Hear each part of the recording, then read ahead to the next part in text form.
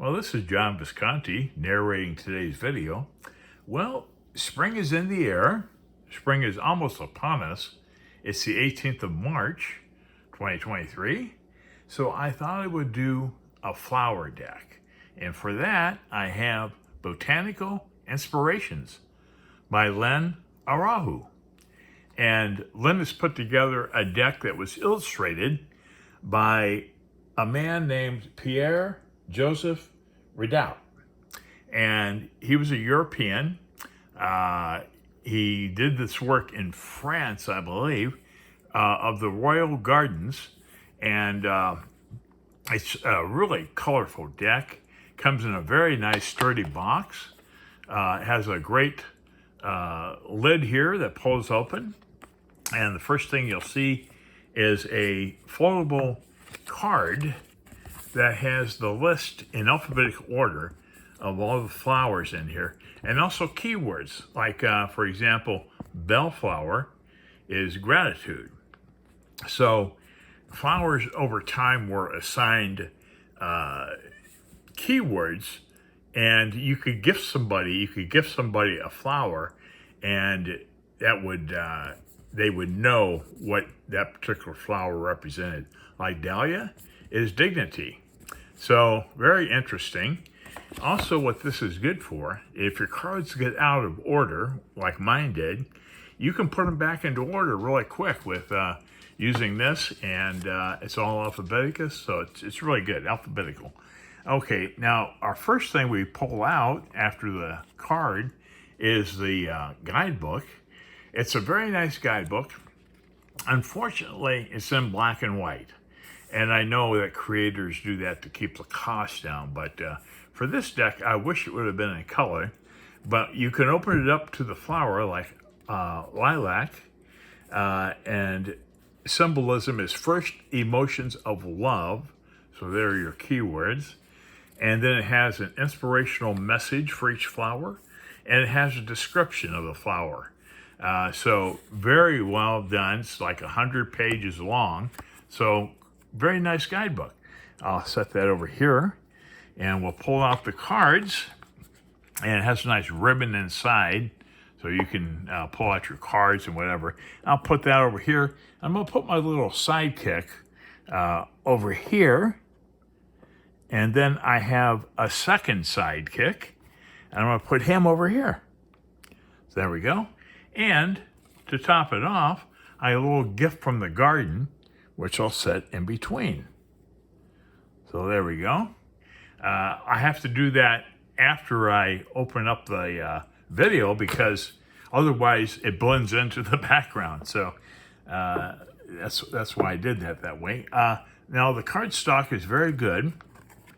This is a universal weight, okay? So it's the same width and just a little bit shorter than a universal weight.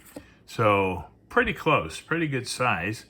The back of the cards are very nice. Botanical Inspirations. And our first card talks about Pierre Joseph, and he was born in a Flemish family of decorative painters, and he went to Paris, where he began painting flowers of the royal gardens, okay?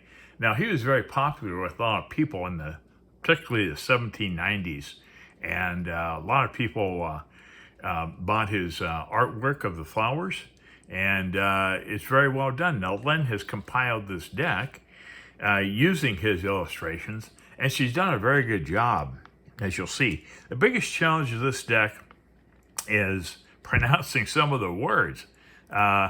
Amaryllis is our first card, and the keywords are determination and creative achievement.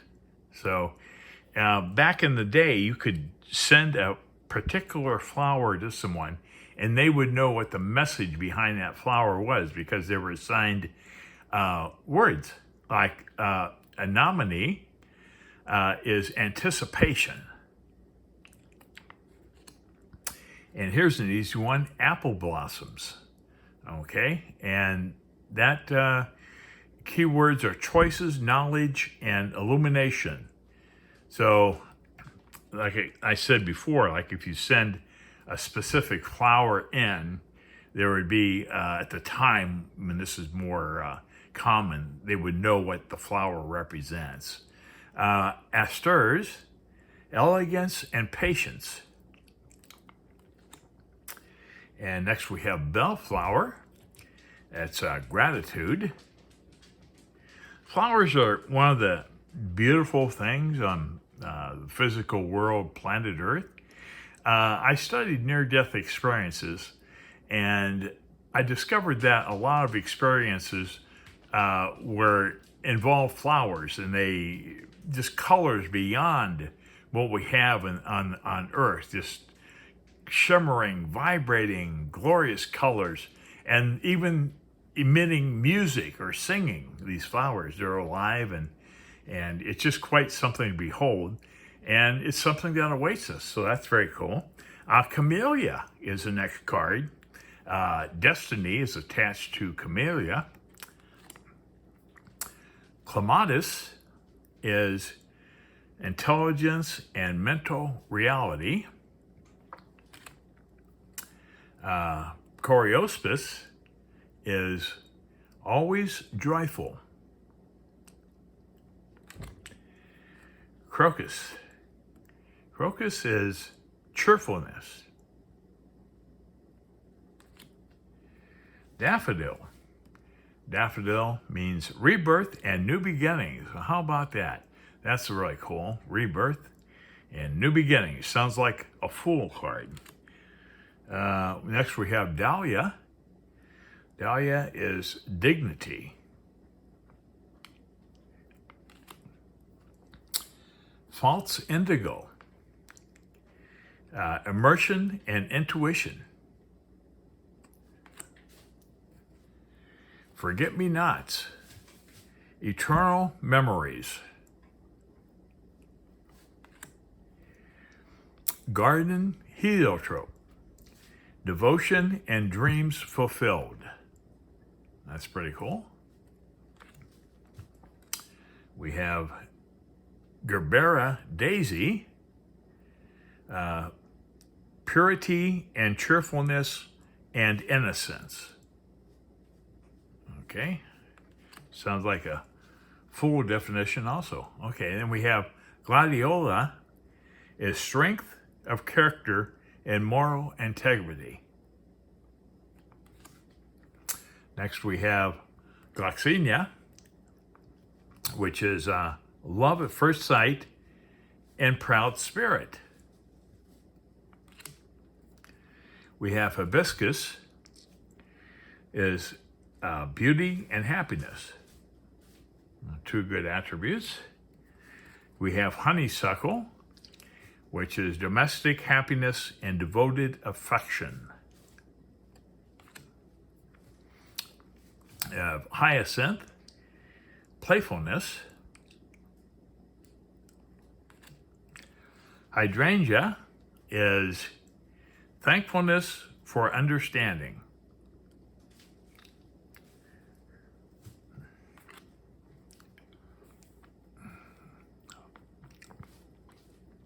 Iris, rainbow and messages.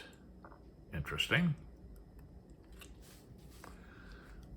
Lilac is first emotions of love. Those are great memories. Lily, majesty and virtue. Be appropriate for a good king, I guess. Magnolia is nobility and self-esteem. Morning glory, affection and determination. Now, I just want to add a tidbit here. Back in the hippie days in the 60s and probably 70s, people would go buy morning glory seeds in those paper packets, and they would take the seeds, crush them up, and eat them. And the reason they did that was because they would be able to trip like on LSD from the morning glory seeds. So, in fact, you can still buy the seeds today and try it yourself. But I don't recommend it because it'd be a real nasty trip, with the seeds. It's not a very good thing to do. So, it could still be done, but nobody does it, and it's just very bad for you. Nasturtium is victory and conquest. We have pansy, sweet thoughts. Peony, prosperity and compassion.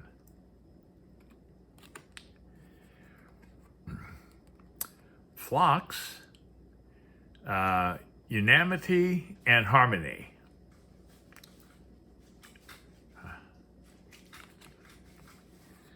Primrose, youthful love. Pink rose, grace and sweetness. Red rose, hidden secrets. How about that? Red rose. Okay, white rose, new start and wisdom. Yellow rose, enthusiasm and friendship. We have the sacred lotus, enlightenment. That's pretty cool. We have snapdragon, graciousness and benevolence. How about that? We have sweet pea next, blissful pleasure. Sweet William, never heard of that one. Gallantry, grant me a single smile. Trumpet gentian, power and healing. Tuberose, dangerous pleasure. Sounds interesting. Tulip, friendship and gratitude. Several hundred years ago, tulips were used as money. The tulip bulbs became very, very expensive, and they were traded for a lot of goods and services. And finally, the bubble broke, and all these people lost all this money because they invested in tulip bulbs. It's a true story. Just Google it. Venice mallow, delicate, fleeting beauty. And finally, violet wraps up this deck. Keywords are faithfulness and modesty. So, well, there you have it. It's a very nice deck, very colorful. You can learn a lot about flowers with this deck. And I'm glad I have it because I learned a little bit about flowers and never knew all these keywords and all these things associated with each particular flower. So that was pretty cool. But anyways, I hope you've enjoyed this, and I hope you have a great spring. And please like and subscribe. And thanks so much for watching.